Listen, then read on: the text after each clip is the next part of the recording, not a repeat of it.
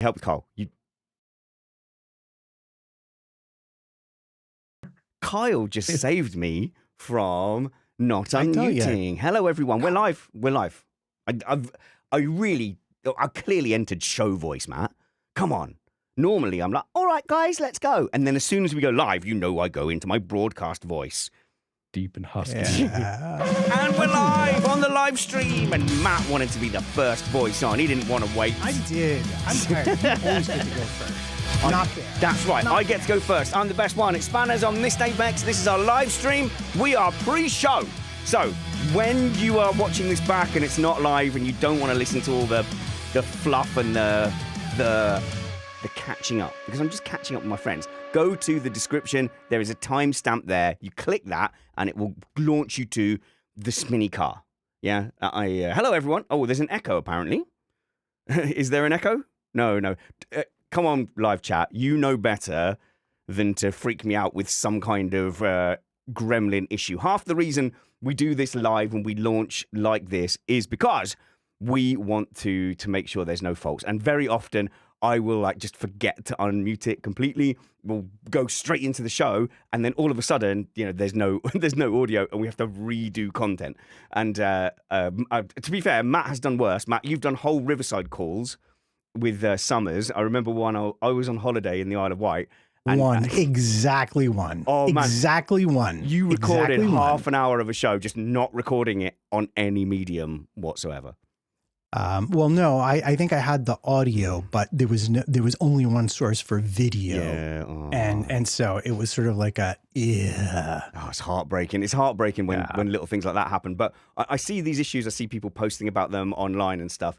And you can be doing this for 10, 12 years like we have, and there's always a brand new error and a brand new mistake that will happen. And Maria, so Maria had the stream on in Discord and her browser as well, but you freaked me out. No, the echo is not, Tom, the resounding authority of my voice. Do we have authoritative voices, Matthew? I like to think that we do. Well, now we had like that late night DJ thing going on. Okay, get the full. I need to turn down the bass on. I'm going to turn down the bass on yours. That's the one. That's the one. See, you're flexing now. I am. So there's both of us just going. Well, the thing is, I need to just add an effect then. There we go. I'll cheat. Oh, you're going to add your big bottom, are you? Yeah, there's my big bottom. There we go. Now I am the one with the authority. Kneel before Spanners. I am Zod. Oh my God, that's quite effective. I know streamers who do that and radio people who do that. That's horrible. Technically, that's horrible, but it did work. I did win. You can do loads of stuff like that. Hang on. Oh no, I've got they call it the oral exciter and the big bottom on Rode. I'm going to stop playing. I'm going to bring Kyle in. You're doing Connect? No. I've got a Rode sound desk. We've got Kyle here. Kyle is flexing the guns because he's a big gym bunny. Oh yeah. Been loving the gym to the point my partner has pleaded with me to not get big because she doesn't like big things. So I've had to trade out a gym night for a cardio night. She doesn't like big things. Well, that bodes well for you then. Okay. Yeah, it does. Right. But I can't fit it. I had a Christmas do at work, and I bought a load of nice shirts when I started my new job, and I was like, I can be fine. I could do this, but I did a bit of a bulk. Didn't really fit into it, and it was horrible. We need to get the Vaseline and shoe-ons out to get me into the shirt, and all night sweating in the shirt to the point it ended up with a rash on my arms because it was just tight and I was just sweating in there all night. So it's annoying. None of my shirts fit me at the moment. And I still don't really look any better. So I'm not sure if I'm winning or not. But the actual gym has been brilliant. I've been loving the pull-ups. It's been my favorite thing recently. I think it's far more of as I'm just changing your name because you're not Catman. I changed the wrong one earlier. Chris 3. But, Chris 3. Bless it. People thought I was serious on the stream when I was attacking Catman and saying he was the worst one. It's only a joke. We love Catman. Catman, we always say he's the only actual adult. He's got like a really a proper job and everything. Yeah, he's a noble captain. job. He's a captain of industry, basically. There we go. Yeah. There we go, Kyle. I know, it's amazing. Cool. So we're go. good. Set So to go. That's you there. Yeah. So my partner is the same, and I was looking at some research, and I think it is. We get obsessed with we want to be like buff and everything, but the research kind of shows that certainly not all women. That's not their preference. And I get, as soon as I start lifting, I get this shoulder one from the shoulder to the neck, and she just says, "Oh, it makes you look like it makes your shape look weird," and she doesn't like it. And I lost weight last year, put a little bit back on since Christmas, but I lost about 20 pounds over the course of the year. And she said to me, her compliment was, "Oh, you're nearly skinny enough now that you can start going back to the gym to put on muscle without it just making you look fatter." I went, "Oh, Oh my gosh. so Nice. She has a gift. Nick, she's got a gift. yeah." There's nothing else I can say. Where does my daughter get it from? I have no idea. Yeah, that's nice. But she Yeah, I doesn't was mean anything by it. By the way, she means it as like all compliment and constructive, but she does Yeah, not no. spare my Well, feelings at all. Judith always says, like, I come home from the gym and I'm a bit pumped up, and you do generally pump up, Yeah, especially yeah, doing yeah, upper yeah, body. yeah. And, Feel blood. and she goes, "You look ridiculous. You look like a waddling triangle." I'm just like, "I'm sorry." A So I waddling don't know, triangle. No, but with Just- my thing as well, I look more like Pylon. I look like a weeble wobble, but with legs. Do you know what I mean? It's like, or I look like a lollipop when I'm too puffed out. Yeah, it's amazing. She doesn't like it, but I like to feel strong. You know, I like the ability to lift things. But I would say I've probably lost maybe 10 pounds of muscle as well over the course of the year, just from like not lifting heavy We're weights. doing lots and lots of cardio. aren't Loads you, of and stuff cardio, like tons that. of So cardio. And I was trying to do loads of that, but still cane the weights at the same time. yeah, I was I like trying to do both. I do have to pick. I have to pick if I want to be bulky or if I want to be lean. But well, I haven't really noticed any difference at all, because in tennis, actually, it's been fine, and walking and running, it's easier. But when I went to lift some weights with my son, I noticed the gap between me and my son, what we can lift, has come down dramatically. But in every other aspect of my life, it hasn't made any difference. So my whole, I want to be strong. It's like, it's so Oh, pointless. that jar was easy to open. Yeah, what war am I prepping for? I don't think it's going to make a difference. Like, when The only thing is to like impress other like gym bros. I know when I'm in now, I know when I started hitting the 30-kilo dumbbells for like chest press for the first time, and I'm just like, oh, look at this is like a major step. And then you can just see other ones just like, okay, you're hitting the semi decent numbers now, or doing like weighted pull-ups. And like the only people you're impressing are just other guys in the gym. That's it. You're not impressing anyone else. Started weightlifting a few years ago, first time since the army, really. And you're doing like your shoulder press, and you look over, and there's guys throwing up the 20s, and you're there with your little 10s going like, oh, what's that? And then when I got to the point that I'm throwing up the 20s, I'm looking around expecting everyone to be like, oh my God, look at that hero with his 20s and his yeah. I've got to get this in. I just progressed up. I'm on 26s now. What, for the shoulder press? Yeah. Oh my God, that's big. That's a big but it's weight. not, because again, I was doing this thinking, oh, look, this is really big. And then some guy just come up and threw the 30s up like they were knickknacks. And I'm just like, But also, it's not. You mean called- like military press? Like Yeah, that? military press. So up, And you're talking kilograms per arm? kilograms per like arm. 20 Yeah. per arm. 26 Okay. per arm is big. That's big. Yeah.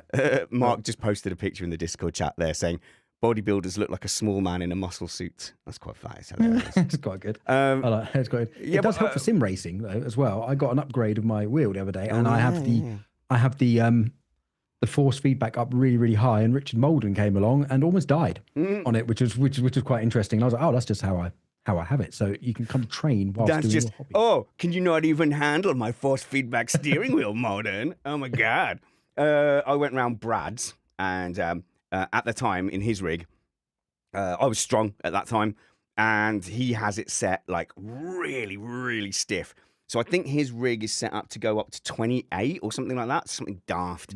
28 Newton 25 or meters. 28. Yeah. And he has it really, and you're like, oh, I could do it, but you're like, oh my God, is this what? I think the Formula One wheels are better lighter, but if you do like Formula 2 or I don't know. Yeah, it's a bit like the thing behind me. That's quite heavy. There's no power steering or anything in that. So what is that? That's the Palmer Sport F3000 thing. So like I have that. I have my wheel set to how that feels.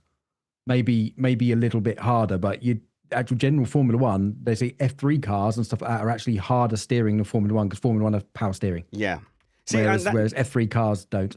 So that's when we were talking about like women entering Formula One. It's a shame they have to go through the physically harder steering to get then. But like if you got through to F1, if they were all like F1, then you probably get more women in F1. And oddly, in karting, rental karting, the steering is heavier than when you get into owner-driver. Because an owner-driver, the chassis are much lighter. The thing that kills you is the G-force. You're just so much more G-force, which saps your energy, not the actual heaviness of the steering. I'd say like a Biz rental car is heavier than a Rotax, for instance. Yeah, I mean, when we've had like just normal muggle women turning up on our Missed Apex events, they have struggled. So you get into the Sodies where they really, the steering wheel doesn't want to go. Does it? Like they're so understeery and heavy and pointing in the, trying to push forward into the barrier. So we have generally had like your average woman is about 4 or 5 seconds a lap down than your average, because your average bloke can wrestle the steering wheel. Do you know what I mean? Not that there aren't women that can do it. I'm just saying like for like. The 1,000th best man and the 1,000th best woman, the woman is just going to be at a disadvantage. Yeah, it's tricky and it's hard, but racing there should be a physical element to it, and it is. And then if you're going to get over the steering, the G-force. If you can't get over the steering, look, the G-force will get you. If you know what I mean, that's the thing that's really sort of sappy. But you look now, which is really good. There's so many girls and females and women coming through in karting. Even when I was karting, there were lots and lots of girls and women's teams. And I remember in the 24-hour, there was Sarah Moore, who was racing in the W Series. I raced against her a lot. And I remember her in the 24-hour races. She was sticking in. She did about 11, 12 hours for her team during the race. And she was a machine. Yeah. She was just smashing through the laps, like, no care in the world. I spent a whole stint in a Le Mans 24-hour kart race, just me and her through the night, smashing our way through the field. And she was just unreal. I just followed her through the field, basically. I was just like, I'm just going to stick on your rear bumper and sit there because you're just going to drag me through the field. So she's a machine. So lots and lots of women and girls are coming through, and even more now with like the explosion in popularity with the sport. It's really, really cool to see. WTF1 event a couple of years ago, and I swear I had a dodgy car. I swear it. But Jess Hawkins of Aston Martin, it was like I was standing still, and it was like just flew by and disappeared off into the distance. You're like, oh. I think I came out of the pits and I saw that cold tires, slightly cold tires as well. And I was like, were you ballasted? I mean, were the carts ballasted? I had dad ballast. No, she was a little bit lighter, but that doesn't account for all of it, honestly. No, she was absolutely rapid. No, there's a large talent gap there too, no doubt. The thing that I find interesting about this discussion is because women are starting sooner, they will undergo much better and more targeted training towards overcoming this. Yeah. And exactly. What I remember talking to Alice Powell about, I think it was Alice Powell, was that it's not just women that get washed out at the F2 level because of the lack of power steering. There's a lot of guys, because of where they are in their physical development, that are also too weak to race Formula 2. There's a big difference from Formula 3 to Formula 2. Underdeveloped. Let's say underdeveloped or developing instead of weak. Well, we can say it's the muscles for what you're not used to using. Like you cannot compensate for being race fit in a thing. And I know this from my own just karting. We're in like a really fast kart doing endurance on the off season. The first race back, just because I hadn't used those muscles or been training much coming in, I really, really struggled. And it was a couple of rounds before I was feeling like tip top again. So coming in for the first time, it's going to be struggle because you can train as hard as you can in the gym, but you still never quite activate those muscles like you do when you're in the kart or in the car. And it's just bum in seat time, basically, where you get that fitness. We used to say that in bicycle racing. You train to race, but then you race to train. And it's absolutely true. At a certain point, you have to race in order to develop the last... But hone that edge of your fitness. Cool. Yeah. We're going to get going into our F1 chat, talking about the super secret Barcelona test. But I'm looking forward. Matt's flying over. 27th is definitely happening. It's a Friday. Okay. Get your Friday afternoon off. I'm trying to get Alex to get a Friday afternoon off because after Missed Apex, listeners have gone on track and done our little tournament. As we're having a beer, we've got talent and influencers coming on to do this challenge thing, which is they set the grids by playing video games. So they do the video game, that sets the grid. But I need Kyle and Alex to give them advice. So when we see that, it'll be like a boot camp. So we're going to have our beer, watch them like go into the barriers during the practice, and then we can compete. We can dish them out if you want. We can have like 2 or 3 influencers each and see who can, we can bid for them during the practice. What am I, chopped liver over here? I don't get an influencer? You can have one. You can have a wild card. You can have one. I feel, I mean, like I'm flying all the way over. You should at least let me really ruin somebody's night Okay, in yeah, an that's what we'll entertaining do. fashion. I'll ask their agent, who's the most annoying one. Or should we Is it do going to be like an auction? Can we hold up like numbers about which ones we want? I think I think we draw lots for who gets to pick. So that's what, if you pick first, then you also pick last, and we'll look at them on track. And when it's your pick, you go, that one, I'll take that one, and we'll make it a mini competition in ourselves. Sounds good. Yeah, Or who's we'll do that. fastest out of us gets the first pick. Ooh, that's a high stakes as well, isn't it? So we're going to ballast up to 90 kilograms. So you and me are well under that. Matt is under that. Ish. I think I'll be about 90 in kit now, probably. I'll be very Okay. close to. Okay, well I don't know what Kit weighs, but about five, isn't it? All told, yeah. isn't it? Yeah. Round about I guess that. we'll see. It depends on how my training goes from here until when I get on the Well, plane. there's no point getting under 90 kilograms specifically, 85 for this. So what is Alex, though? Will Alex sneak under the ballast? He'll be close to the ballast. I won't say any more than that. Okay, cool. Oh, happy days. Well, in that case, okay, I accept. Whoever finishes highest overall gets first pick of the talent, and then it goes down and then reverses until we've picked all the... Yes, let's do this. I've That's just added a competitive edge, and we can do all of that while drinking as well. Yay! Excellent. Woohoo! Nice. All right, let's get into the show proper. See, whenever we get carried away in the pre-show and then suddenly go, oh, we've got F1 to talk about. Oh, I've written a little intro and everything. Ooh, I love a little intro. Where's my thing? Here we go. Here we go. Look at us. Look at that. Ooh, that's a lean Kyle in that photo, isn't it? We've got a lean Kyle, and we've got a strong but slightly comfortable looking Spanners there. Can we swap that? Chat GPT, can you swap? There we go. Okay, what are we doing? What are we doing with our lives?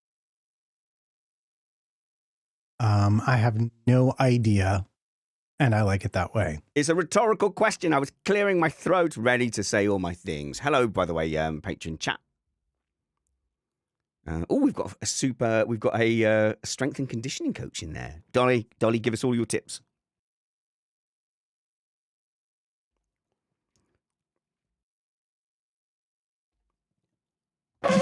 You are listening to Missed Apex Podcast.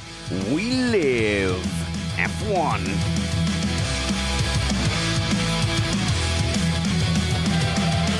Welcome to Missed Apex Podcast. I'm your host, Richard Reddy, but my friends call me Spanners. So, let's be friends. Here's a question for you. Have you been keeping up with all the action from the double super secret F1 shakedown in Barcelona? No? Me neither, but luckily Matt and Kyle have, so they're going to run down who's doing a good job and who is already falling behind. So I will be learning all about it with you guys. Thank you to everyone who messaged to register for the karting as well.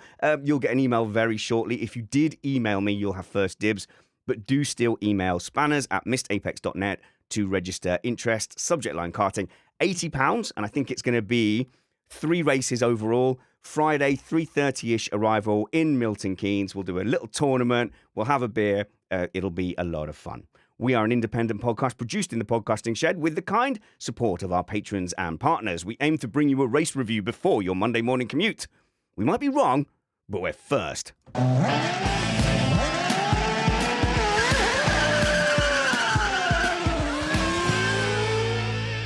I'm joined in the shed by the very observant Matt Trumpets. Hello, Matt. Hey there, Spanners.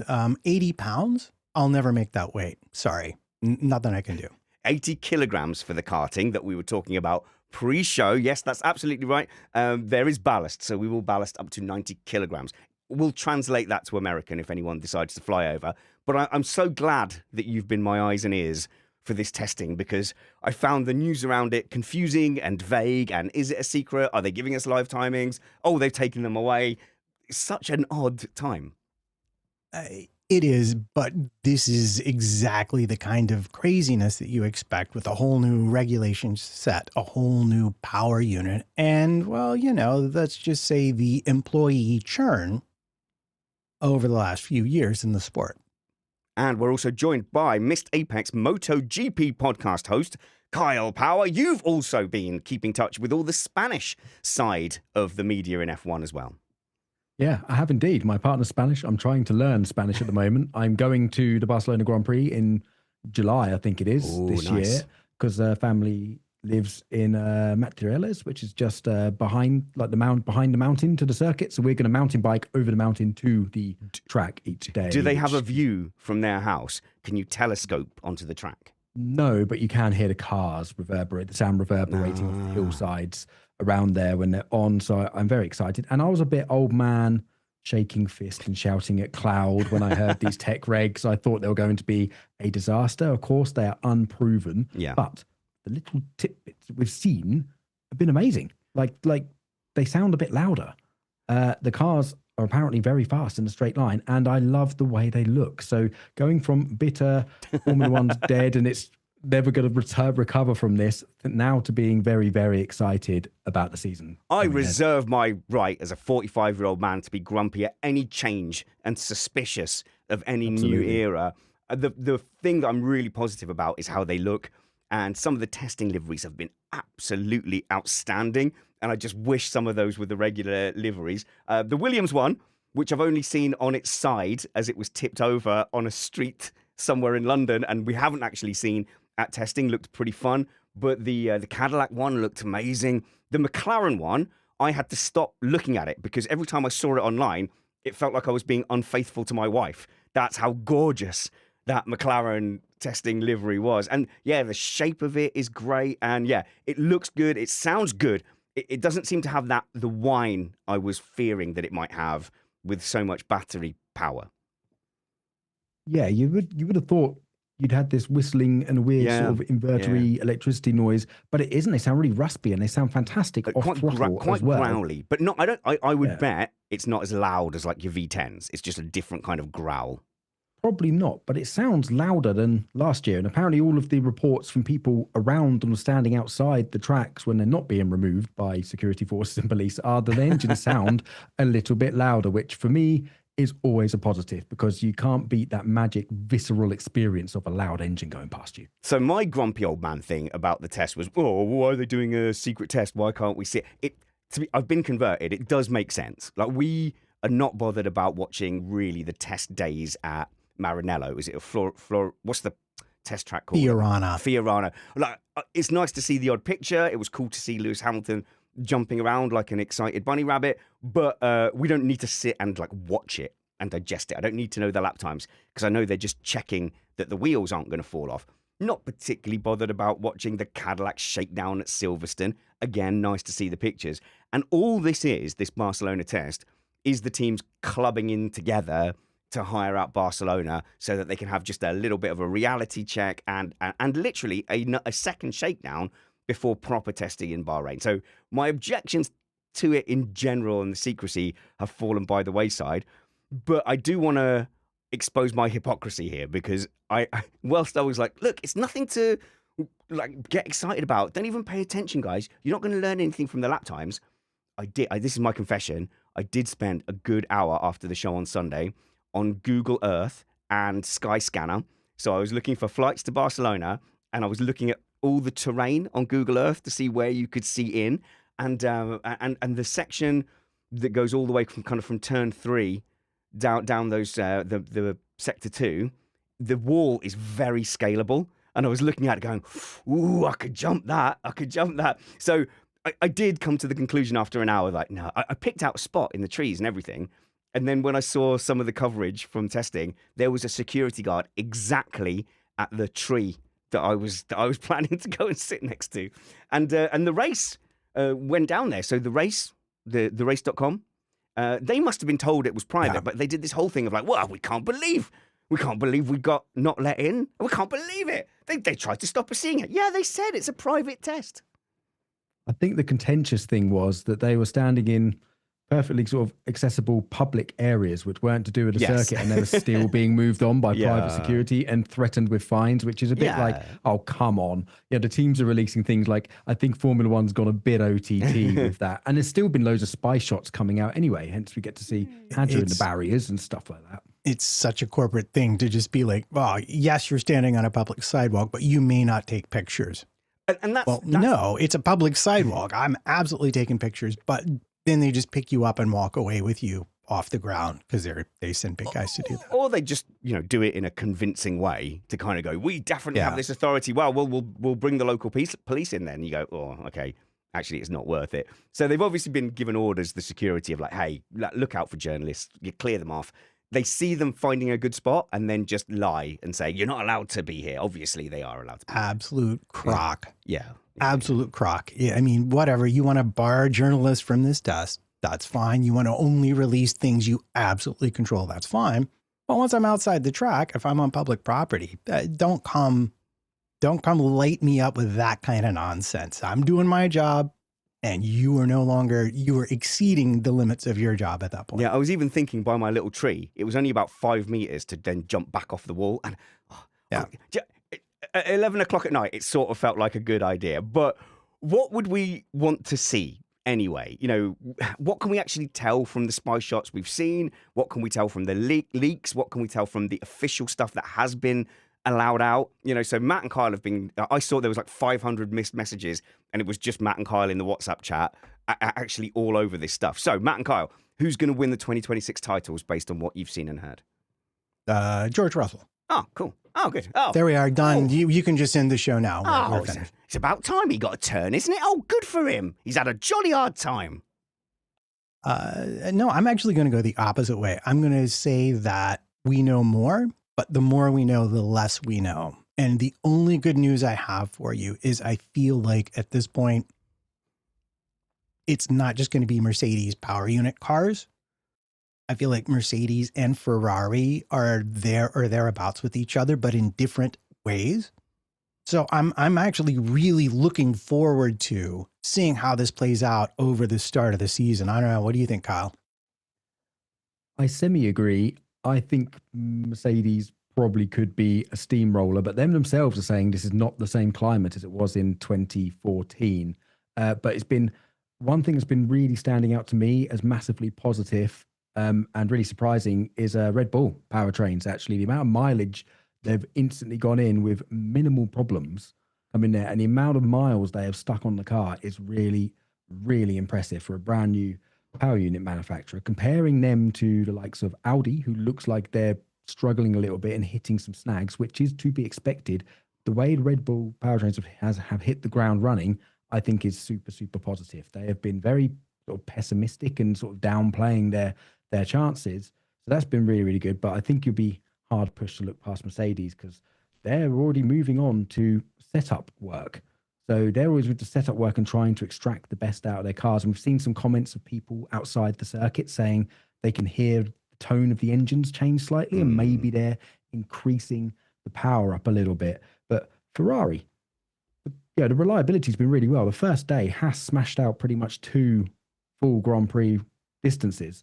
And, the Ferrari drivers, it's not been absolute doom and gloom, has it? They've only sort of done like a shakedown, but Lewis doesn't look that excited, but I don't think he does anymore anyway, with stuff, and particularly after last year. But Ferrari, and all of the murmurings are, it looks like semi positive for the Ferrari unit. And first thing, the game at the moment, Spanners, is its reliability, and they have absolutely huge tick in the box for that. Please don't expect 40-year-olds to look enthusiastic. I don't want to set unrealistic goals where we're either awake or drink in hand or out of sight, and that's all. Why don't we start with the negative side of it? And I see in the show notes, Matt has titled this section "Problem Children."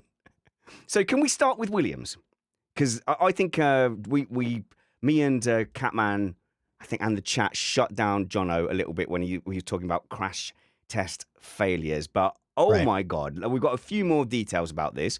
We've had some words from James Vowles, who was obviously saying, he's gutted to not make it. But this is as bad as I initially thought. Kyle, what's your initial impression? I think it's a bit of a disaster not running in this test. Everyone said it's just a shakedown test, but completely new rules, and not just the PU, the whole chassis side, the complexity of it and making all these systems work. It's a bit of a disaster. I think they've overstepped the mark, and there's lots of rumors saying they've failed the crash test multiple times. And it makes sense. I mean, that's been downplayed. James Vowles has said they have passed the crash test, but when, how many times, the attempts did it take How them, much did it delay them? well, yeah, That's the exactly. Because thing, if you think yeah. about if you're making carbon fiber and like the chassis and the models to essentially crash test, they're tens of hours in the autoclave, curing, layering up. So if you fail the crash test, you've lost days of having to do that again. And in this compact sort of seasons, off seasons we have now, that is absolutely huge. So if they fail 2 to 3 crash tests and then have to bolster on more weight, they've got to analyze it, they have to design it, they have to then layer it up and make a whole new model, a whole new crash testing, and go and do it all again. That's massive, massive delays. All right. So I want to cast everybody's mind back to the 2014-21 regs.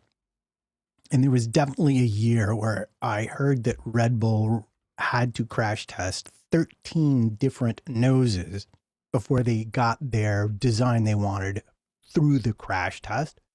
And I do feel like reading Valve's comments, that's kind of what happened. They had a design, they really wanted to work it, they thought they could make it happen.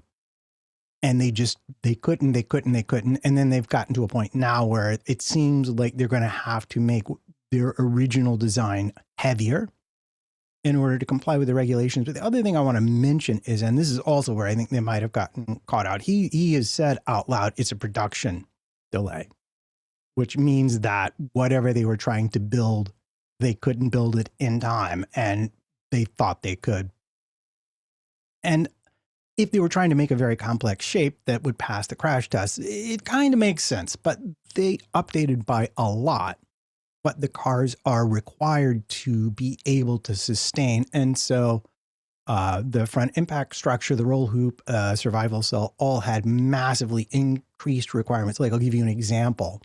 The survival cell, the side test for survival cell was 50 kilonewtons. That went up to 110. That's more kilonewtons. At the same time, the weight of the car has gone from over 800 to 768. So you're asking engineers to design a lighter car that will withstand much higher loading. There's also which 10 teams managed, by the way. So we don't know what they weigh. We don't know what those cars weigh. 10 teams. We don't know them. We don't know how much. We don't know how overweight any of those cars are. But 10 teams were able to arrive at Barcelona, and Williams haven't. Look, this is a fail. I've got concerns. So Stuart said, go on. I was just going to add the thing that he did say, and this is going to be, you're going to have to take him on faith on this one, is he said it would have been possible for them to have a car there, but looking at the arc all the way to the first test in Bahrain, it was better for them to not spend the time and effort making that happen, but rather have everything ready for Bahrain. So he's right now putting a pin in, we will be at the Bahrain test. Stuart said, spat in the Patreon chat, supports at patreon.com/Missed Apex, please. But Spanner said it's just a shakedown and not important, just 5 minutes ago. Yes, I know, I'm all over the place on whether this is not a big deal and not important or absolutely vital. When I'm reading the tea leaves here, and that's all we can do, listen to James Valls' what he doesn't say, reading in between the lines. So he's made this comment that he can't respond to all the noise and claims about the Williams being overweight. And one theory Jono was positing was that by making it crash test compliant, they've had to make it heavier. Asked directly about that, he would not answer it. And he said, well, we won't know the weight until we assemble it all, until it's assembled. So that tells you two things. A, it's not assembled. And B, why don't you just have your spreadsheet with all the weights of the parts, and why isn't that automatically being added up in some column? So either they don't design the weight in, and the weight is just kind of a product, like a wet finger in the air, and then they weigh it overall and go, oh, phew, it's close, or it's a lie. It's just a way of avoiding saying, yes, it's overweight. I think that's the most likely thing, because look, James Valls, he seems the most honest of honest people in Formula One, and is straight up and will lay himself bare and is taking it on the chin. I pretty much 100% trust what comes out of his mouth when he's explaining these things. I think he's one of the most truthful team principals out there, and he sidestepped the question essentially. He gave a very diplomatic or politician type answer saying, Yeah, well, we won't know. lie was the wrong thing to say. Sorry, but yeah, he definitely was But just like, well, we haven't confirmed the weight. Yeah, exactly. So I think that smacks of and how do you make things stronger? You generally make them a bit beefier. So I think this kind of smacks of, we just have to keep layering and putting an extra layer of carbon fiber here and there. And they don't actually know how heavy it's all going to turn out when it is assembled. But there's other rumors that they've been sitting on the virtual test rig for ages, all fully assembled and trying to run the car on there as well. So surely you would have thought they'd been able to weigh it as well. So I think it's quite a big admission, sort of, Trumpets, that they avoided saying that totally, because I don't think James Vowles would straight up lie.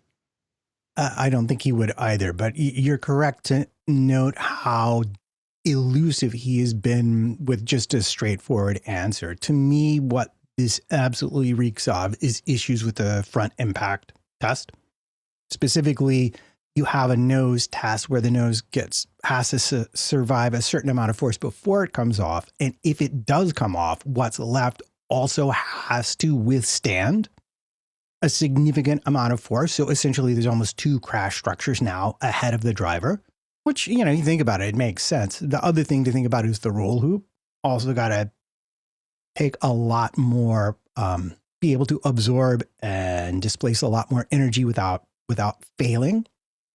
And just to me, this is a very complex shape that they really thought was going to work. That was so close, kind of like Mercedes with their 22 car. Like we keep on seeing it in the data. It looks like it's going to work. They just got sucked into thinking they could solve the problem. And when they realized there was no time left, the only answer was to simplify it and make it really heavy. And I think that's where they are right now. And they may not know the actual weight of the thing because it's still curing in the ovens.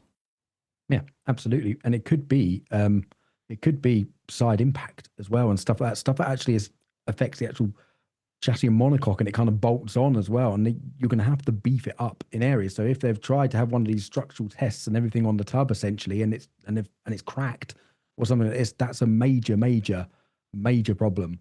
And they've got to do this. But yeah, he did say in his word, they have pushed everything to the limit, and he's actually proud of the fact that they pushed this to the limit and they're chasing it. And he hasn't scaled the factory up in time to be able to maybe manufacture according to their ambitions, which again is a very nice way of saying, question, Kyle, though, isn't it like if you're driving, if you don't hit the barriers at the go-kart track, you've not pushed it hard enough. So maybe it's a sign that they're really going for it. I was a little bit worried about the production side, Matt, when you say, they say, they got behind on the production and our facilities can't handle what we were throwing at them because it's 3 times as complex.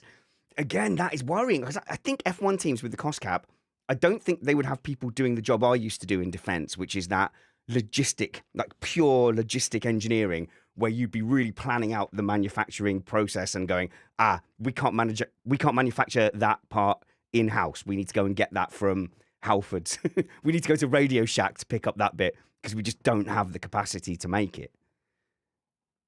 So I had the liberty back in COVID times of being on a call with one of Red Bull's sponsors. That was all of their energy, a lot of their simulation programming, but they also do a lot of their materials and data processing. And I remember this distinctly from Williams being a lack that they had. And it's very easy to, if you don't have the right material data sheet in front of you, to make a mistake in calculating strengths when you're doing all that very complicated math. But I just sort of want to finish up with, it's kind of predictable given how far behind they were with just the basic tools you need to build cars like this. Yeah. It can't be as much of a surprise. If it was any other team except for maybe Audi, you'd be like, well, it does make sense. They don't have access. They're trying to catch up with these systems, and it just caught them up. But what I also want to point out too, based on what Vowles said more strategically, is we all remember that McLaren came to the 23 grid with an A-spec car. And that was one that they said specifically they found something but it was about 2 weeks too late. And rather than rush it to the grid, they showed up with a less developed car, paid the price over the first part of the season, and 2 years later, they won pretty much everything in the last season of the previous reg. So this might be bad news right now if you're a Williams fan. But if the larger sense of what Vals is saying is correct, this could be the thing that starts them on the path to glory. So, cry some tears, shout in a pillow, hang in there. It will get better. No, it's doom and gloom, Kyle. Oh, sorry. Dang. I have another, well, minor, if you can consider that a positive note to finish on Williams. And they have one known quantity, which is looking very, very good. And that is the PU. So PU in other cars has been going wrong. So at least they don't have any PU question marks. So this is what this test would have been a disaster for, a brand new PU manufacturer or coming in that can't run, bit like the next problem child. A bit like Aston Martin and the Honda. And oh my God, did I have flashbacks, guys? So you know what I'm about to say, don't you? When apparently Aston Martin are demanding of Honda that they go very tight for a tight, small package for maximum efficiency. A small concept, almost like you might say a zero concept. And all the Honda engineers who were there for the McLaren period must just have had their head in their hands going, no, not again. Why? We should just make aeroplanes. It's exactly that. And as soon as you hear it, it's like, oh my God, 2015 much? Where have we seen this before? And pushing Honda in to try to make an aggressive architecture on their engine. But, let's sum this up. Like Aston, all the theories are, and there's been lots of sort of copium online today and people tracking flights and watching the car coming in, which has been quite amusing, that going in. But like, even if they run and they do get the car out tomorrow for an install lap and then run on Friday, there are no other Honda PUs out there. The amount of mileage they have missed, and Honda themselves said a few weeks ago, we are behind. We are not where we want to be. And car on track, Matt, like I think this is almost as a disaster as Williams not turning up at all.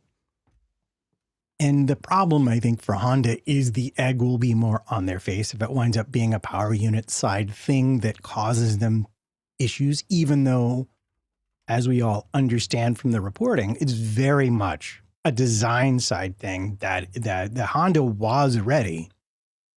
They kept asking for changes. This is where we are with that. But I do want to run mileages real quick for you. I calculated Ferrari with today's very short day. For Haas, only 42 laps at 360 laps. Mercedes, with everybody running the power unit today, is up to 516 laps. Ford, even with Red Bull not able to run because, we'll talk about it in a minute, Hadjar decided he had to do some donuts in the parking lot and now has cars in the shop, is at 384 because the sister team has gotten the job done for them, which is really probably what they were told to design to a specification that couldn't fail under any circumstances for the following reasons that we are pushing to their absolute limit. Audi is the other new manufacturer, so to speak, because technically, I guess Ford is with Red Bull, but Honda wasn't also technically in the sport either. So are they also a new manufacturer? I don't know. Send us emails. Let us know what you think about that. I have opinions. I want your opinions on this. Audi, in 2 days of the 3 they're allotted, so 60% of their testing days, 66% of their testing days gone, 87 laps, 27 the first day, 60 today. And that's with an issue both days. So yeah, it's not great when you don't have data and you desperately, desperately need it. Honda never left. The weird thing to note about Honda as well, and this is, I don't know whether they've changed it in recent years, but general Honda philosophy, I wouldn't be surprised if there aren't that many engineers left over from their original development for the previous era PU, because Honda's traditionally, you only use motorsport as a training exercise for their engineers. And every few years, they will swap and rotate all of their engineers out because it betters their company as a whole. So I would imagine the people who've designed this P unit on the combustion side and maybe like the electric side are are fairly new. They've probably kept a few of them hanging over from the last ones, and hopefully the last ones, when they moved out, have left the post-it note saying, "Don't agree to size 0, don't agree to this, whatever you do, please don't," and leaving little hints everywhere. But I'd imagine it's a whole new set of sort of designers and engineers who are going to be working on this. Kyle, have you seen the film Memento, where that guy's memory resets every single day? Yeah. And he's got the post-it note saying, "Don't believe their lies. Don't believe size 0." Yeah, done this, but so this is us, because if I'm Honda, I'm going to be a little bit upset. I'm actually going to be a little bit upset with them because, like Matt said, they will be thrown under the bus if it goes wrong. And they had a very unique advanced pre-chamber ignition that they ran in their highly successful engine from the previous set of regulations. And I'm pretty sure I've seen already that due to the compression ratio change, that is out the window. So it also seems like a lot of the tricks that they use, variable geometry inlets are out. Like a lot of the things that made their previous power unit so, just unbelievable in many ways. Like I remember seeing the first picture of the 21 unit, and it's just like, oh man, I'd put that on a poster up in my bedroom if I wasn't married. It was amazing. That a lot of that isn't available to them now. And so I don't know what new tricks they have found, but they did not find the compression trick. And cooling, especially if they really go with tight bodywork, is you think for them and you think for Ford, cooling is going to be a massive question mark. Well, we'll get a good answer once we get to Bahrain. And they run in the middle of the day. We'll see what happens then. But right now, I'm intrigued by Ford, Ferrari, and Mercedes. I actually am delighted because I think we've avoided a 2014 where there's only one power unit that works.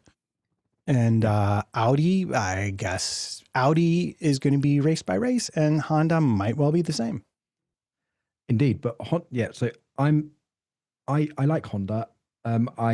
But I do fear they are going to struggle much, and they will be the brunt and get blamed quite a lot, because a lot of people, and we see this, a lot of people online are just like, in Newey we trust, Newey is a god, and whatever Newey does is absolutely amazing. But let's not forget, Newey has had his fair share of clangers. Like, remember the MP418? There we go. Car which tried to kill its test drivers, and Raikkonen and Wirtz refused to drive anymore. And I think Wirtz, according to some of the people who were actually there, had the biggest crash they have ever seen of Paul Ricard driving it, and refused to drive it anymore. And it was quietly binned and then transformed into the next year's car, which again wasn't that great. Newey has had his sort of missteps before, and apparently all these, I mean, this is all wild speculation, but all of the rumors are that it's really aggressive. Newey's gone like really advanced. He's changed the manufacturing techniques and how it goes through the factory and the whole process and everything like that. And that's all very well and good if they get it there and it works.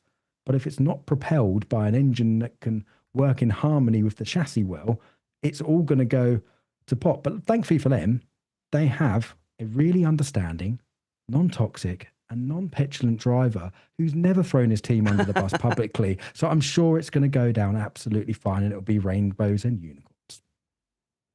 And extreme irony that Alonso finds himself once again on a team hamstrung by the design and power units being at loggerheads with each other, although less so because they do have a Mercedes power unit guy. Oh my gosh. Andy Cowell. I think is now running interference for Honda. And I believe he's probably in a place to actually tell Adrian, okay, look, you got, but no. But Cowell hasn't been put there because that was the best position. He put there because he stood against the emperor, and he got shuffled off to be out of the way. So yeah, I think he's running interference. But I do want to say this about Aston and Newey, because I had this conversation with somebody else earlier. But it's sort of about when you're looking at a change this big, and we've not even talked about stuff that's going to really make differences here yet, aside from weight. But if you're walking into this regulation set, you're going to want to design a chassis that allows your power unit to be incredibly reliable. You're going to want a lot of races that way. You're going to want to design a chassis that is as close to race weight as you can reasonably get it for the start of the season, because every kilogram is a tenth or two or three. And you're going to want the design to be very vanilla, because nobody really knows yet. Nobody knows what's going to work best. And we saw this. If you ask yourself, and if you're telling me Aston's coming out of the gate aggressive, I think McLaren has done this. I don't like it. What if you're wrong? Mercedes, incredibly aggressive in 2022. How did that work out for them? Yeah. Were they ever able to change course enough? No, they were not. Not even close. So the cars that come out looking like your Ferraris, like your Haas, like your RBs, even the Red Bull, there's plenty of scope for them to change things. Aston, we haven't seen it on track yet, but if it's as aggressive as you're saying, that's like 2 strikes. It's already 2 strikes against it as far as I'm concerned. Don't underestimate as well that Adrian Newey he's in a higher position in an F1 team than he's been before. He's cashing a big check to be there, so there's pressure. And, like you were saying, maybe there's like an overconfidence thing as well. Like, I'm Adrian Newey. What if he's bought into his own hype? Have you seen that film with Mark Wahlberg called The Other Guys, with Mark Wahlberg and Will Ferrell, and then The Rock and someone else, like the super cops, like the stars of the precinct, and eventually they decide that they can jump off a tall building and land in a bush to go and chase these guys because they're so awesome. But actually all they do is splat in the ground and die. And you go, okay, it is possible for all the top people in every trade to kind of suddenly shoot for the moon. And he was with, Red Bull competing at the very top, and then he'll look at Aston Martin, who he's trying to drag up from, an average of 7th and 6th, 7th, 8th, that kind of ballpark kind of team. And he must know the expectation is drag us into that top 3, top 4. And he's gone, well, the only way I can do it is to scrimp, is to, bear down on every margin. And that might end up undoing them. That's a brilliant point, because he's essentially, well, again, rumors and speculation, but he's essentially ripped up the whole sort of the whole philosophy of how they design a part, and it goes through testing and manufacturing within the plant. So I have no doubt that this relationship, particularly with Honda always get it right in the end. But with Newey in this position, Newey's basically been given pretty much a blank checkbook and the keys to the factory, and is like, make us great.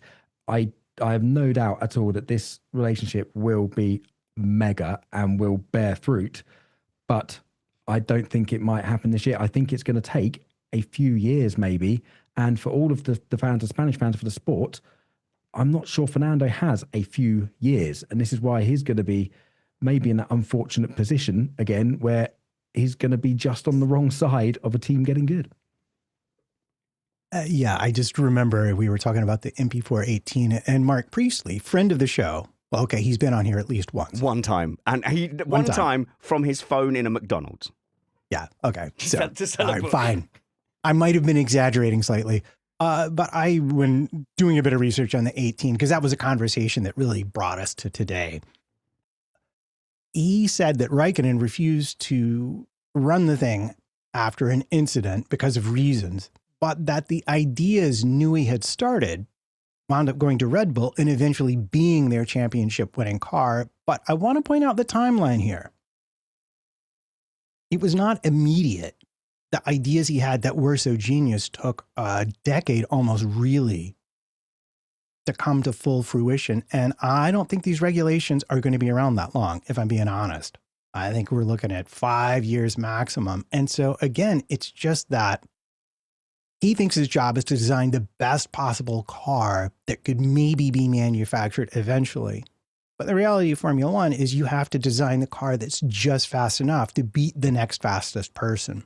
And you have to be able to deal with a lot of other kinds of reality in order to pull that off. I mean, worst case scenario, it doesn't work, and he's not going to have to give his wages back, is he? So, I'm sure I would love to be able to fail at that level. Yeah, you can just oh well, never mind. I'm going on my yacht. Oh, well, me and my millions of dollars will just feel very sad about this. And we're very sorry we didn't make it work the way we thought we could. Delete social media and get on your new boat, the SS Loads of Money. So we're going to sort of more positive things now. Why did we linger so long on the negative? So we can end on the positive. So Mercedes and Red Bull, I think, coming up next. So Mercedes seems to be everybody's favorite before going into testing with George Russell. I think even me, I think the smartest bet, if you had to, gun to your head right now, put your house on a driver to win the World Championship. George Russell is a fine and fair bet from what we've seen from him as a driver and what we've heard about Mercedes. Kyle, does what we've heard about back up that? Absolutely. I may or may not have put a sneaky £5 bet on Kimi Antonelli to win the championship because the odds were amazing. And I'm just like, I don't know that's about a that. worth one because you never know. You never know. What were the odds? What odds did you get for Antonelli? I think it was like 30 to 1 or something. Okay. It was semi decent. Oh, if it's in that magnitude, then that's too long. That's way too long. That was a few weeks ago. So I was like, I just went and did it. So I wanted to get it in way before testing started. All the rumors come out, and I'm just like, I'm just going to try that. Yeah. So if I had to bet like who would win between Russell and Antonelli, I'm betting on Russell. But at 30 to 1, if you ran, think it was that. I can't remember. If you ran the season, assuming that Mercedes are going to be the best car, right? 2014 style. Just assume that.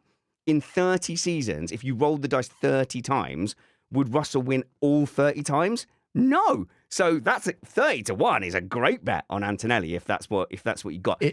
It may be. I need to check. I can't remember. I'm trying to log into my app if I may. You've just sent the Paddy Power's just crashed from people going, I'll take 30 to 1. Don't take that at face value. Don't take that at face value. No. But anyway, Mercedes are looking mega. They've had pretty much no issues whatsoever. They've been smashing it out. Remember, they've got multiple teams putting mileage on the PU as well, and it all looks a bit seamless. And the fact that and they've openly said, even at the end of the first day, we started to play around with the setup a little bit, where other teams are just snagging and getting through their issues, which even more amplifies the issues of not turning up and running loads at this test. Because when other teams are going to be snagging in Bahrain, Mercedes are going to be quite advanced in their development program already going in. So I think they're multiple days ahead of everyone else. Red Bull are always going to be on the back foot because of the power unit. So I can't see anybody looking past them really, and the drivers seem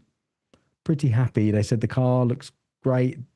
You can just tell when you see interviews of people. They're rubbing their hands pretty together. Happy with they're twirling their moustaches, going. Question Absolutely. For Matt: what did you mean by they're already doing their setups, and why is that different to what the other guys are doing?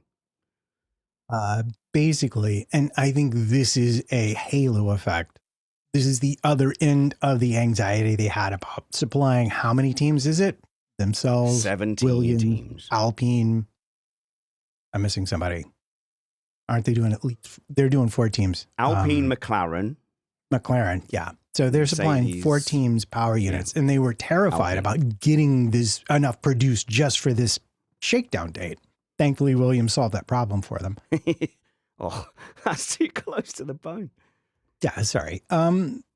So they have the luxury once they got on track and did their initial day of starting to say, okay, well, our computer modeling spit out this damper setting. How about we dial that in and put some threads on some wings and see what happens?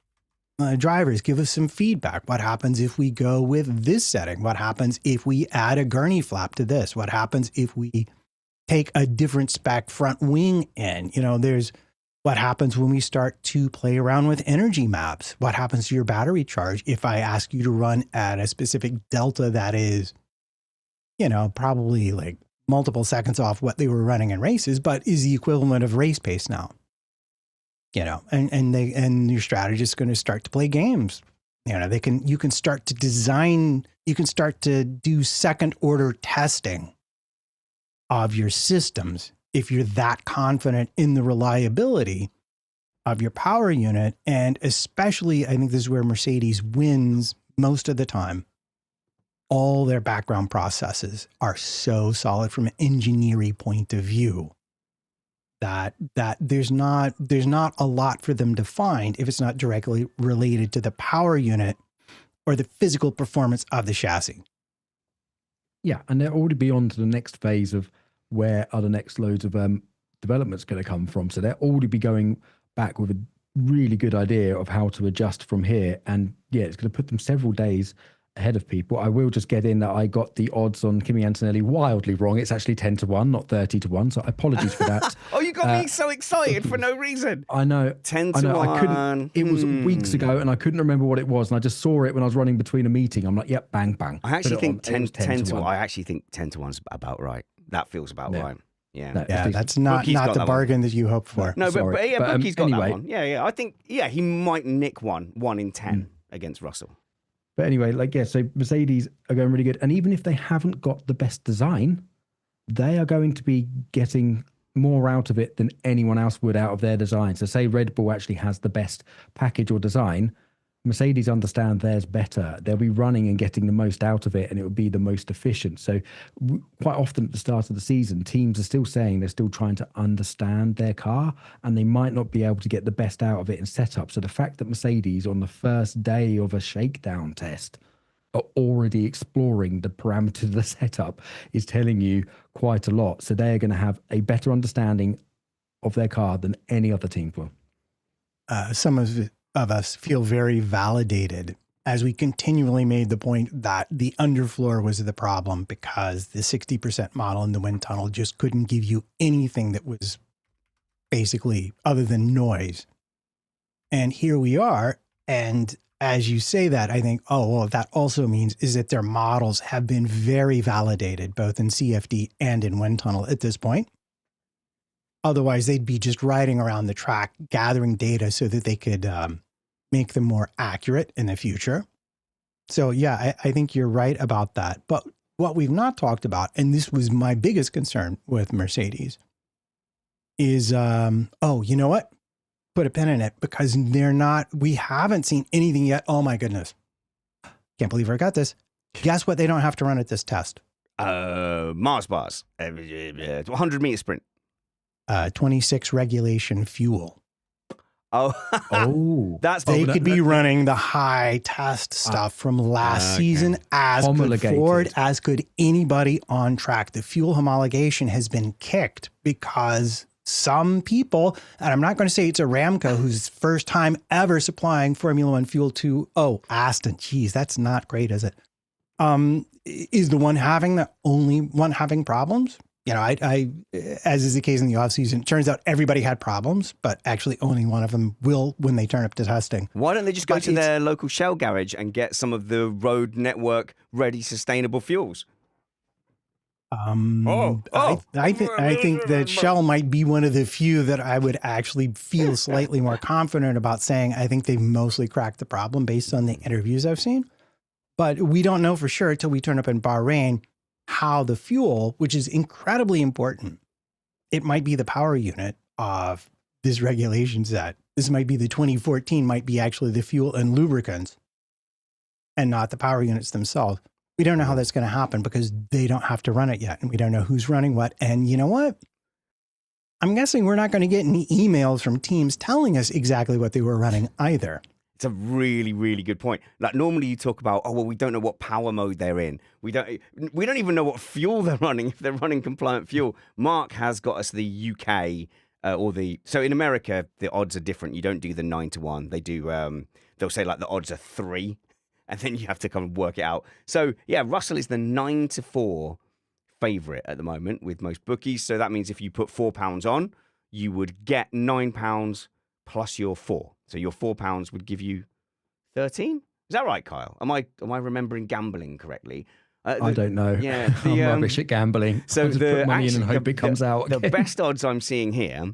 Yeah, so Antonelli is listed as 9-1. So you put £1 on, you get your £1 back and the 9, so you get 10. Lando Norris at 6-1. That's the value bet that I'm looking at now. Gamble responsibly, please. When the fun stops, stop. But that said, but Norris 6-1. I'm piling on. And McLaren could actually be pretty good here because they've taken a pretty cool approach to this. They Excellent. Let's do McLaren now. now. Let's launch into our McLaren section proper. Kyle introducing it. Go. So McLaren have had quite a very cool cat approach to this. They intentionally missed the first 2 days to run on the next 3 days, and they were quite late because they said, and apparently this is all very planned, I don't know if you believe them or not, that they were maximizing every last day of design opportunity. Now McLaren are very mature in their factory. They know their processes inside out. So they would be able to, when they're planning on their Gantt charts and their lead times through manufacturing, they would have a very good idea, better than say Aston and a revamping Williams would do, of the lead times of their parts coming through. So they probably would plan their design phase and iterations right up to the very last day. So they reckon those planning on not to run those first 2 days have essentially bought them 2 more days of design time. I don't know if it is in real life that tight, but they reckon it's a very cool approach, and they're not really going to do much to the car. They're going to really understand it, then use the time to then understand their car and plan what they're going to do with it next. As Matt previously mentioned, they've kind of rushed in before and discovered things late and not been able to put them on the car, and I think they may have learnt from this. So McLaren could be a dark horse. Everyone's saying Mercedes because of the integration, but McLaren have a Mercedes power unit. They were great in the last era of reg, so yeah, they could be a dark horse here, and they seem pretty happy with what they've done. They do. They didn't put in as many miles as someone like, say, Haas. The thing, if I were to raise, I don't know, a modicum of concern, not because it's my job to make people anxious so they listen to us all the time for what's happened next. I would never do that. Rage bait, do it. They seem very committed from a design point of view to the path they've already chosen. And the concern would be if they show up, they get through testing, and it's not the optimal way to go. How much flexibility do they have across the season? They can optimize what they have, and I firmly believe they will leave plenty on the table for optimization because they will have run this from a design point of view. They would already have probably multiple generations of improvements they want to explore. But they've probably they've literally just put the car on track that they're going to show up with to the first race. That's a very mature design, but that also means you're very committed to that path. And the question is how much leeway have they left themselves to back away and go a different direction if that's what's going to be required? Yeah, it's a very confident way of going about it. Extremely, extremely confident. And you can't blame them for being confident. I mean, they are the defending champions, but it's a very different approach to how, say, Ferrari have gone about it, because Ferrari have been quite intentional. So I might just move on to Ferrari. Can we move on to Ferrari very quickly? Like, what else? We can, because someone is departing the control booth even as we speak. Yeah. So let's talking about Ferrari, guys. Have fun. So we'll move on to Ferrari because of how Ferrari have decided to go about it, and they've kind of said this that they're essentially going to bring an A spec car to this testing and then turn up with a B spec car for the first race. So they want to understand these regulations first, then do some design work and redesign it. And this is why I think there was a lot of murmurings online when they did their runs at Fiorano, and they all suddenly stopped outside the garage. That was because they were running under a demonstration day, which I didn't even know existed, to be honest, which is only 15 kilometers. So they had to be very strict in how much they run. But that means they've saved their 200 kilometers filming day to maybe shake down their B-spec car before Melbourne. Maybe that might be their tactic. So they want to understand where they are here, and then maybe between Bahrain 1 and 2, they're going to basically go back and try to quickly, whether they've, like you said before, lots of these teams have multiple evolutions of designs they want to bring to the car. Ferrari maybe want to see they can validate them and say, yep, it's definitely this one we need to go with. It's this direction we need to go with, or that one. And they've saved this, and I think they may have saved this filming day to go through and actually maybe just test that and shake that down on track before Melbourne. So they've taken a very different approach to McLaren. They've basically held their hands up and go, yep, we will be we've got something here, but we will be changing it completely before we get to the first race. And so if we're going to talk about Ferrari, one of their favorite things to do is to show up, look around at what everybody else brought, and then go home and get the same thing. I fully expect that this A-spec, B-spec car is, let's show up with a reasonably competitive design that has a lot of flexibility, and let's save our developmental juice once we know which way this thing is headed. Because they did get caught out with their by sticking to the pushrod design for so many seasons in the previous regulation set. But Ferrari are sort of infamous for borrowing other people's work for their inspiration, shall we say. But that's actually not a bad way to go in Formula One. What I like most about Ferrari that I've seen is the power unit. There, I think they have gone their own direction.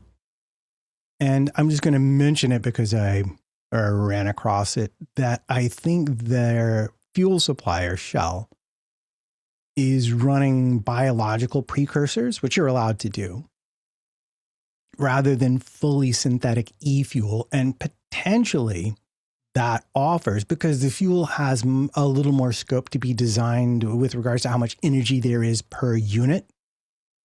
So let's say you were struggling, like you say you go for a super advanced combustion chamber design.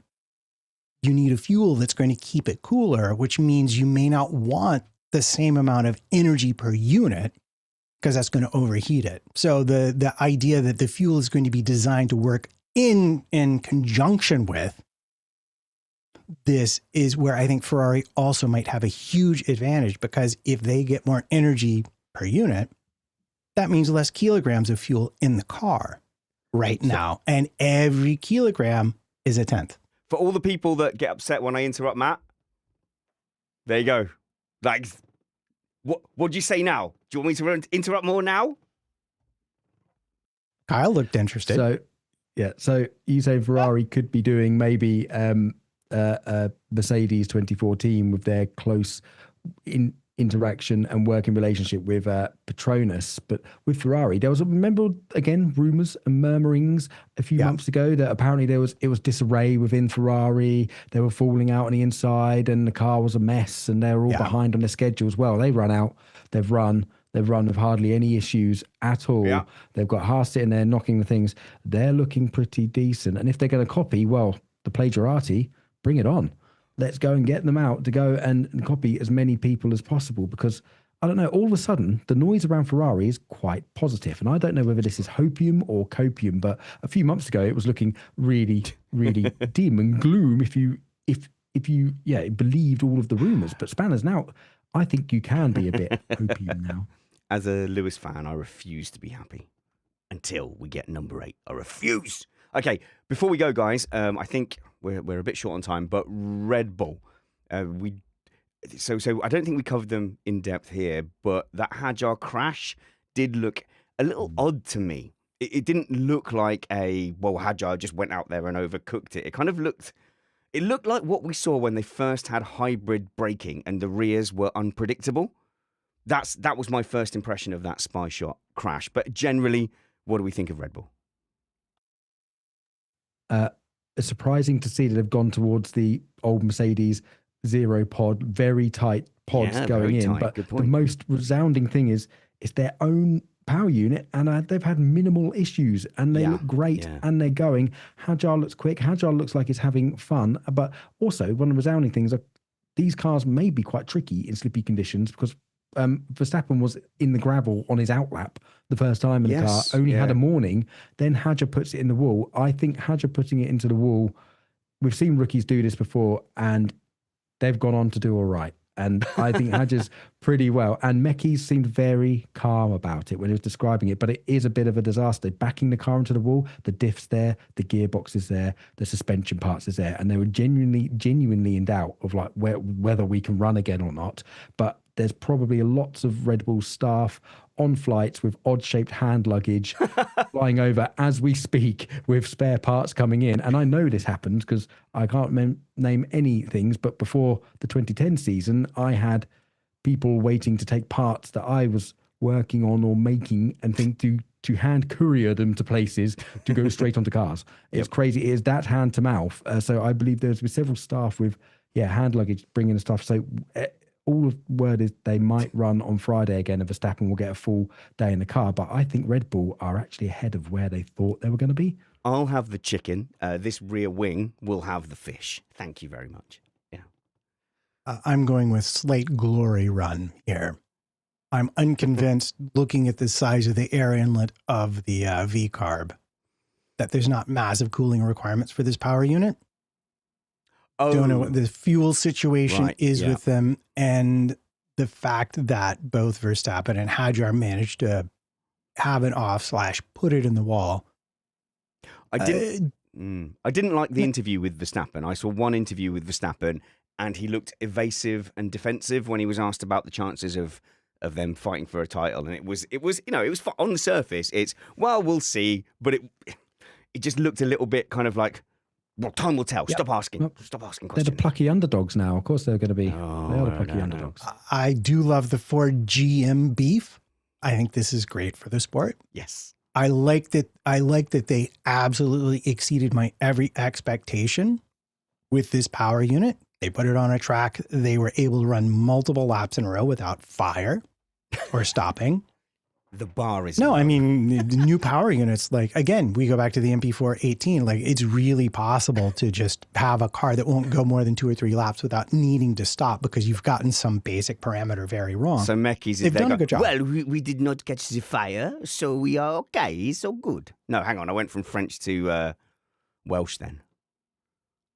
But hey, look, this is Red Bull. Yes. I don't think they're going to be down. If they are down, they're not going to be down for long. And to set up all the facilities, they've been working on this for many years, but it's a monumental undertaking for the new power unit. And let's look, another team we haven't really covered, Audi. They've been hitting several snaggies and problem with their power unit. I mean, the chassis, it's Sauber. It's not Audi, it's Sauber.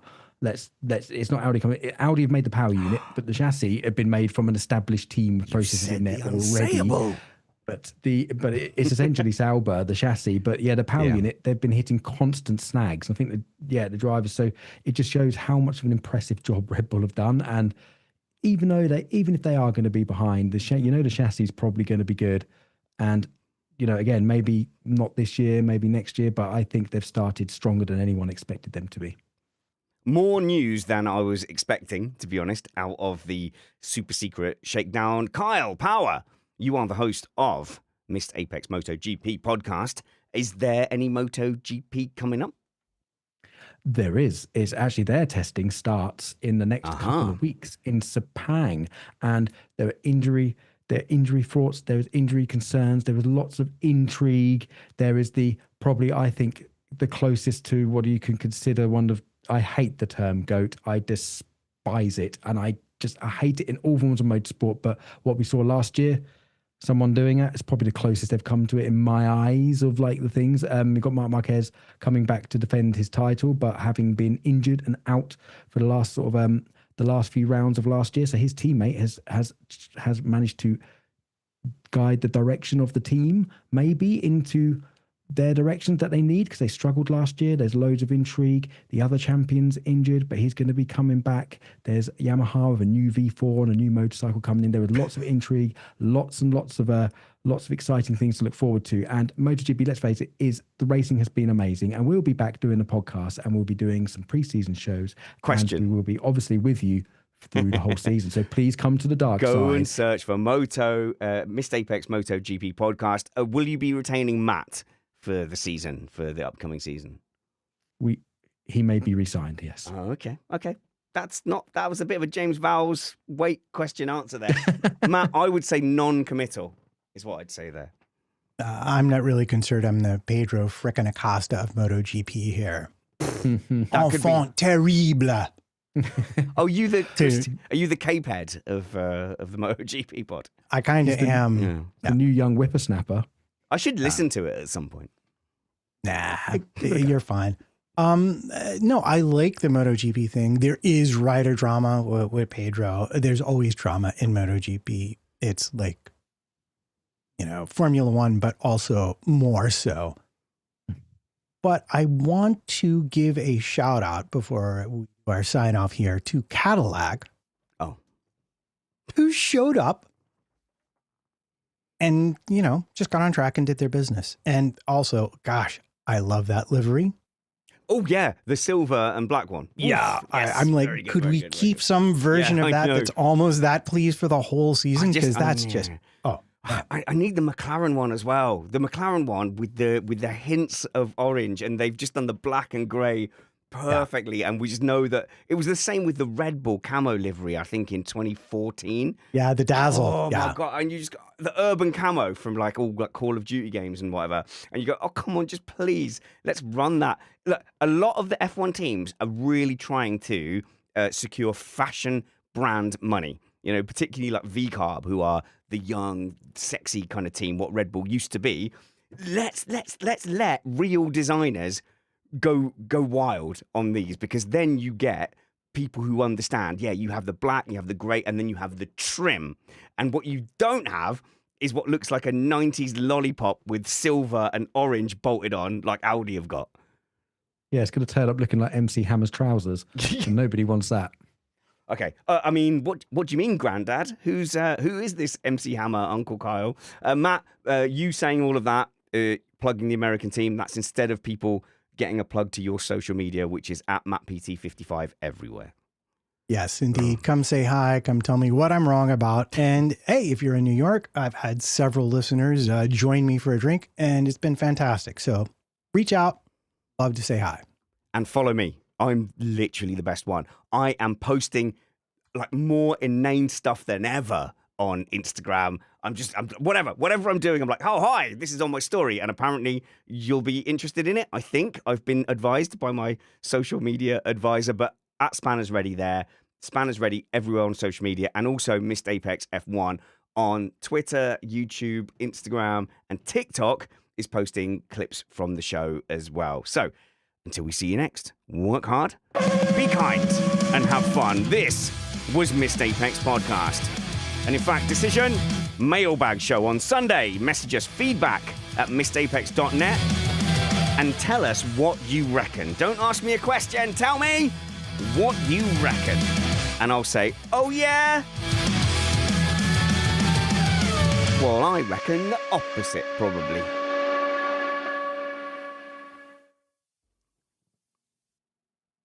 Well done, Kyle. One of your better appearances, I'd say. The bar is low, but we're still on stream. I'm knocking the rust off. No, I thought I'll attack Kyle and lull him into thinking we're off stream, even though we're on.